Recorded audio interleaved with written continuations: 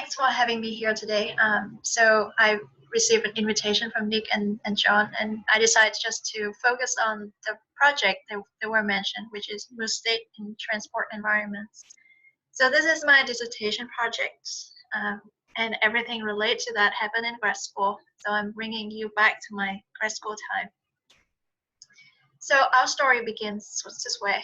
Steve, my advisor, is one of my two advisors, actually, and he's focusing on air quality and active transportation, but more so how to model cyclists and pedestrians' exposure to environmental hazards. So his interests slightly overlap with mine when it comes to cycling and walking, and he wanted to track the real travel route of cyclists and pedestrians that much later I figured out why he wanted to do that. But at the time, I had no idea. Another person in this team was Trevin, and he was doing his master's degree en route to his PhD in industrial organizational psychology. And so if you know this term, it's all about, doing research on team building and cohesion and how to increase productivity at workplace. So Trevin's side interest was in environment and physical activity. And for his master's thesis, he was working on, using psychometrics to create a mood scale to measure moods of gym users. And specifically, he was looking at people who use the static bikes. So for some reason, he got introduced to Steve, my advisor, and Steve suggested, why don't you try this? Why don't you test it on real cyclists? And at the same time, I was in my first year PhD. I was interested in travel behavior in the built environment, and my side interest was in positive psychology. And I happened to be in the same class with Trevin when I took the research design course in psychology at the time, and we had no idea about each other and each other's research. So at this time, Steve got a little bit secret to collect some pilot data, and especially in GPS tracking. I went to him and saying, I want to do this thing, and told him my idea of my research proposal I did for this class. And he said, yeah, maybe, something we can work together using this grant. And so here we are.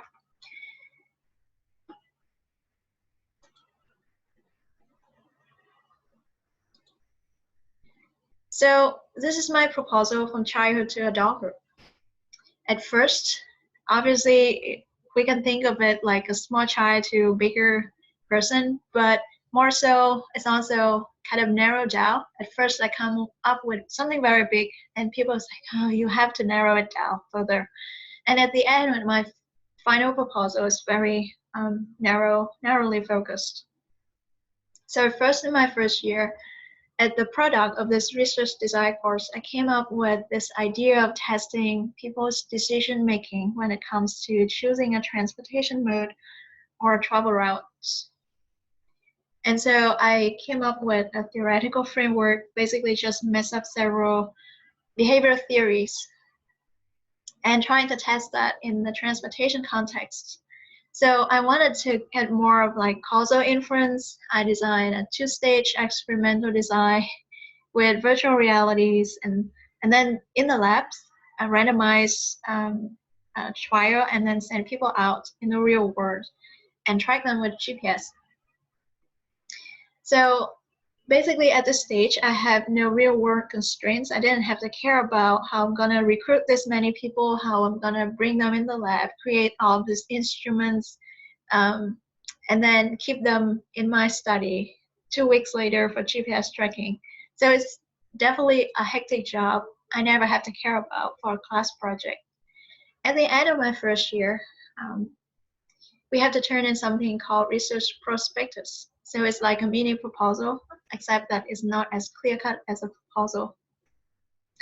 So I presented to my committee this idea of okay, I'm gonna model mode and route choice, travel demand, I'm gonna use review preference data, which is collected from GPS tracking, and so and so. And they said, how are you gonna collect that? How can you recruit this many people? How can you find funding for this kind of work? And can you finish this project within a few years, because your funding obviously is running out? And so I was very discouraged. But that summer, I dig more into the literature, even though I know might not work with primary data collection. I got more idea of how to incorporate this subjective well-being and satisfaction into my transportation framework, of how people's satisfaction contribute to their decision making, and how they're exposed to different environment could change their way to perceive the transportation system. And so at that time, that's the summer of my first year, when my advisor got this tiny seed grant, and we sat down together and said, okay, let's test the idea. Of course, he has something else in mind, but since I have this GPS tracking and I have tons of surveys attached to that, I was responsible for running that project. And then during the time we was waiting for IRB approval and failure in recruiting people, which takes forever, I was revising the instruments and adding more components to it. So I was also interested in the positive utility of travel, so I ended up merging a bunch of things in there, taking advantage of having real-time tracking. And so within my second year, we worked really hard to apply for other sources of funding. I applied a bunch of fellowship, scholarship awards, external grants. Of course, my advisor had to be the PI. And then we failed until the end of my second year. We had to still, working on that anyway. I submitted my proposal and defended. And so after that, I wasn't able to find any external grants. My advisor decided, at least I was able to persuade him just to invest in me. So he spent some startup grants on me, since he was an assistant professor at the time. Now I'm switching gear to the big question, why I'm coming here anyway. So how to come up with research ideas. One thing I'm gonna say first is to read widely. It is crucial, of course, to read anything related to your work. So my work's in transportation. I was subscribing most of the journals out there related to transportation and any relevant fields, planning, geographies, engineering, etc. But at the same time, it's not enough. You need to read widely, so anything might seemingly irrelevant to your work, to your field. So I was working on decision making. I read a lot of psychology, literature, economics, behavioral economics, some decision theory. Didn't really work out. I read science books and sociology, some philosophy, and anything that I can find. And I would say there's a lot of other fields that's worth reading, including fictions. So it's really helped. So when I'm thinking back, it served me really well, especially psychology and philosophy of well-being and happiness and meaning of life. The second tip was to observe everyday life. And this is something we often think is now everyday life's mundane and it's boring. Not really so.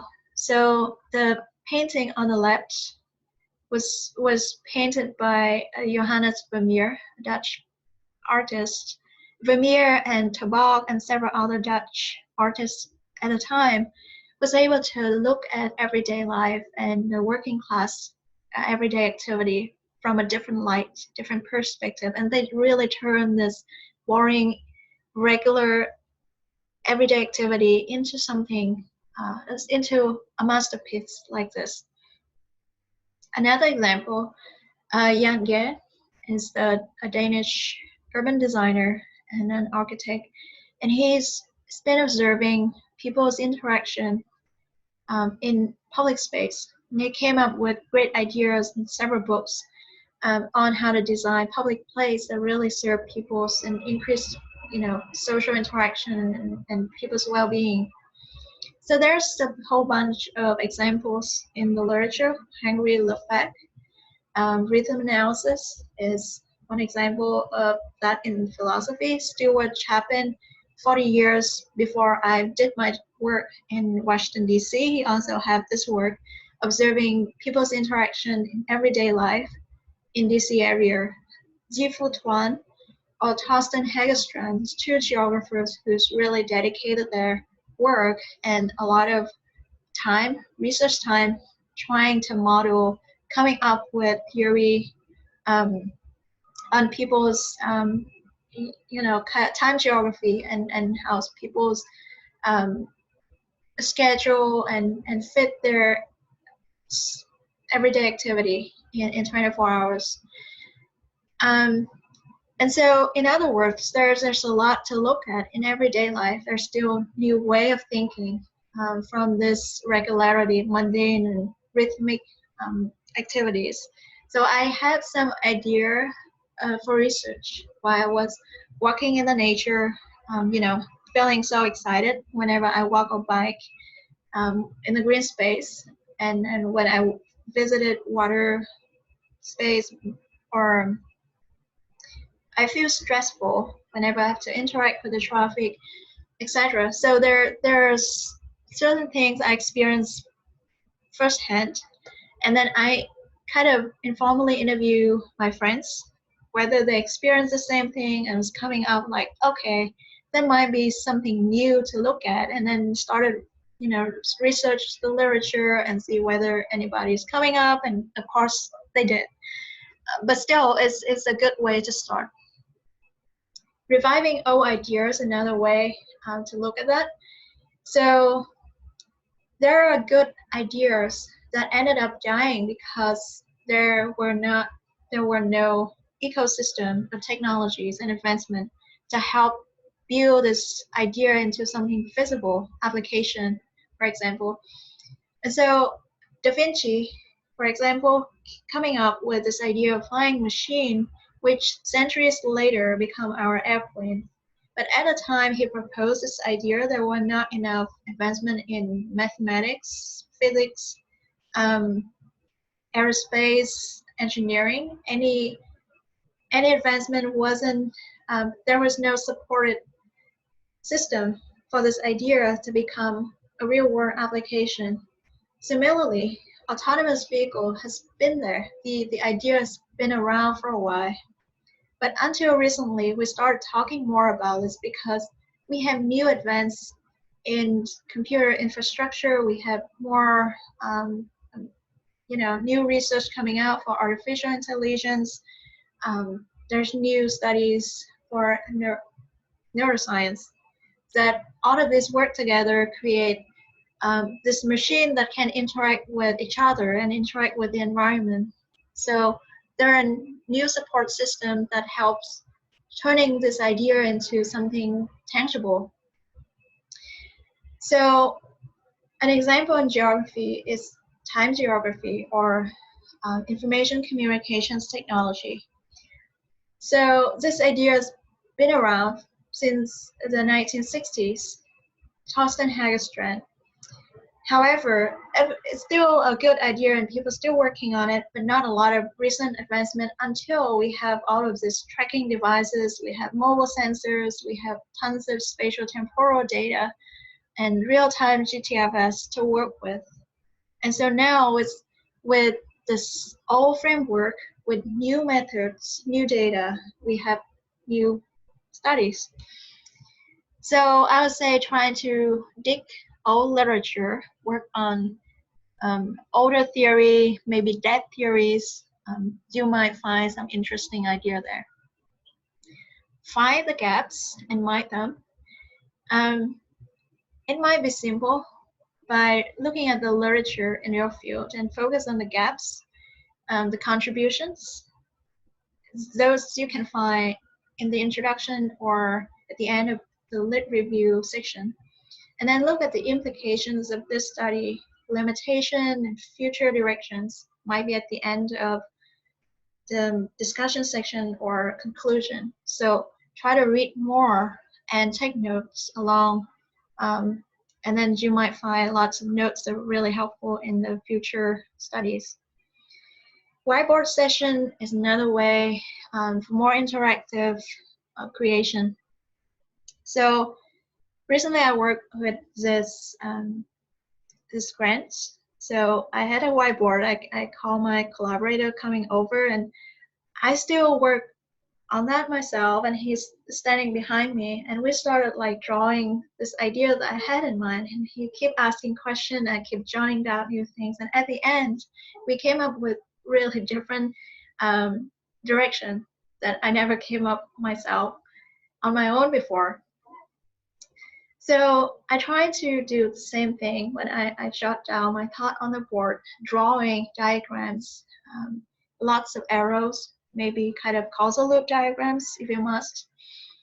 If you had somebody, a friend, maybe in the same field, different field, know nothing about your work or know a lot about your work, both are great. You can ask them or let them talk to you. You can explain that to them. At the end of the session, make sure like you write down a summary of your work, maybe create a pager. I had a lot of a pager like this. And many times I came up to my advisor and say, I have a new idea.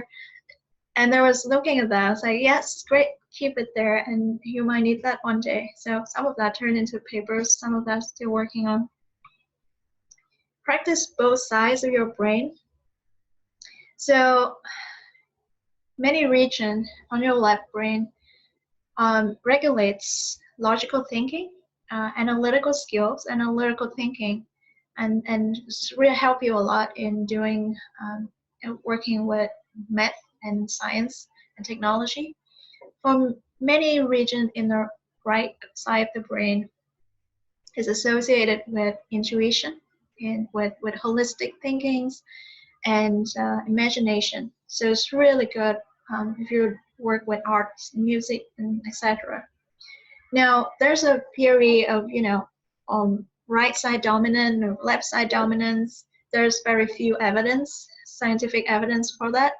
Nonetheless, what people found in those studies in neuroscience was that most of activities, everyday life activities, happen to have some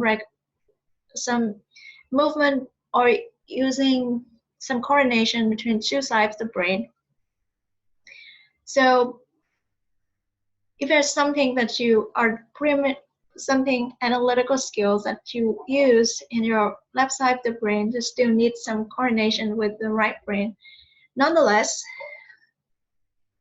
when you work with research, whether it's quantitative, qualitative, you use a lot of analytical thinking and language skills, you still work a lot with the left brain.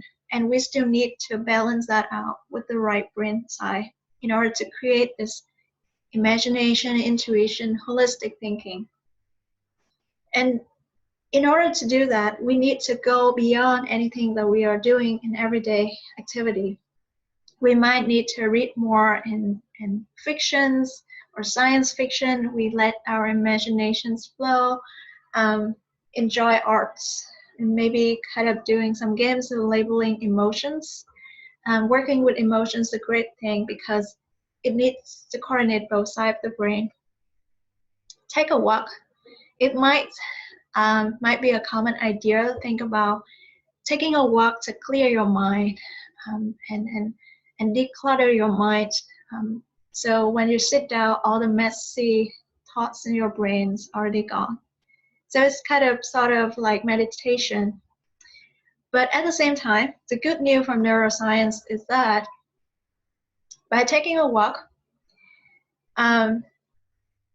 when your right side of the brain regulates the motions for the left side of the body and vice versa, then the motion, the walking movement really need the coordination of the two part of the brains equally.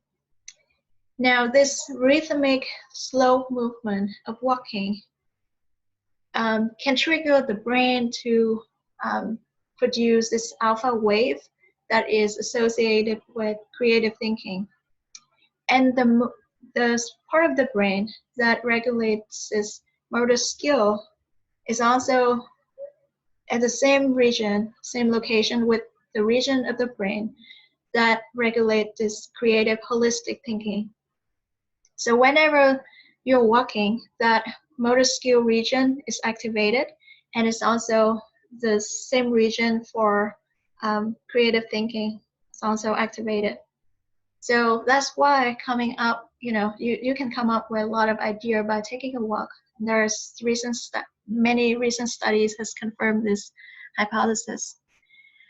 So let your thoughts sink. It's not an accident that a lot of new ideas came up when you're taking a shower or washing dishes or doing laundry. So we are working with two modes of thinking. There's focused mode of thinking when you were, for example, working in a whiteboard session, or you force yourself to think really hard to solve a problem in an exam, or finding a correct answer for something. And in this part, you're actively thinking about something, and very likely you force yourself to go into the familiar neural pathway. But when you kind of retreat a bit and you kind of forget this idea for a short while, sort of put it in the back burner. Now you're no longer actively working on it, but your brain is still working on this problem on the background, and this is called diffuse mode. So when you're doing something else, kind of usually slow movement like that, the brain's still processing, and you're not actively working on that, so you don't force it to follow the familiar neural pathway. And this is the opportunity for new idea that form in a very unfamiliar way. So now you have an idea. Let's say you think like, oh, nobody has worked on this because I check all the literature. Wrong. When you come to the conference and you realize somebody's working on it, because what you're reading now, even it's the newest journal articles, there's still not so new research. It takes a year or two to really have this idea, working on it, come up with the complete the analysis, writing up the manuscript, submit for publication, revising until you got there and online. So it's a year or two lag, and by the time you read it, this piece of study is no longer new. So you need to come to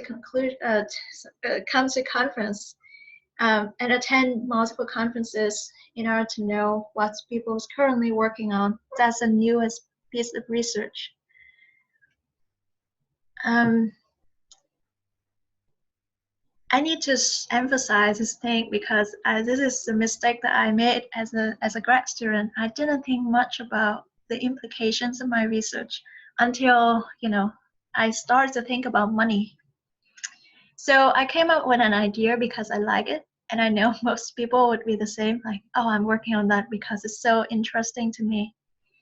But really, you need to find somebody to be willing to fund your research, and it's general public or a public agency, especially. You have to think about societal benefit, the implication, the application of your work, and you also need to persuade people to participate in your research if you're doing sort of survey or interview or anything. So in my case, I do long tracking period. And so I track people's movement in 1 to 2 weeks. And it's a lot of work. I ask them constantly fill in the survey and then, taking care of the app and don't let the error happen, without, and if you see any errors, you have to restart, you have to contact us. So a lot of work for them. And I can't tell them, like, please join our study because we're gonna pay you $25. We have to communicate them in a way that this is, that motivates them to participate, that this study really contribute to a better community, and it has certain benefits like it can be translated into policies that reduce congestion or improve infrastructure for transportation or contributes to better transit system. Oh, GC folks love that. And you need to sell your ideas to the scientific communities. So if I'm in a health conference, I'm gonna frame these ideas in a way that we are working on mental health. If I'm in a transportation conference, I'm gonna say, you know, our study contributes to more or advance the field of travel demand management, etc. So that's a lot of despair as well, a lot of obstacles that I faced. And one is funding. My advisor and I constantly applied for funding, and we got none externally. At first we got this small seed grant, and then we applied for several others, didn't get it. So I wasn't able to persuade anyone other than my advisor that my piece of study is worth it. And so my advisor ended up spending his startup grants for me, for my research. And of course, he also asked me to come up with a contingency plan. What if I fail to do this? I fail to collect data. I fail to find something that I expected. And there's data collection problem that it's so hard to recruit people for our study. Doing surveys hard. Doing smartphone surveys is twice as hard as a regular survey. Long tracking period, more dropout rates. So it wasn't fun. And honestly, I was exactly the same guy that I got only 3 data points in 60 days, and I found that my chances of graduating were asymptotically approaching 0, literally. And there's a lot of uncertainty as, you know, constantly seeking approvals by applying for grants.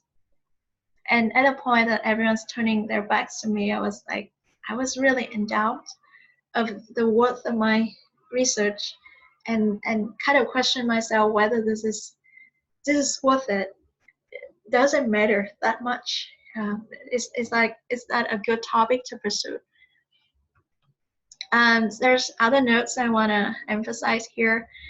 So I would compile a list of scholars that you want to emulate and learn how they got new ideas. So I met with Pat Mokhtarian, one of my role models in transportation, and I asked her like how he come up with all of these exciting ideas, and she said the same, like read widely, you know, reach out outside of your transportation community.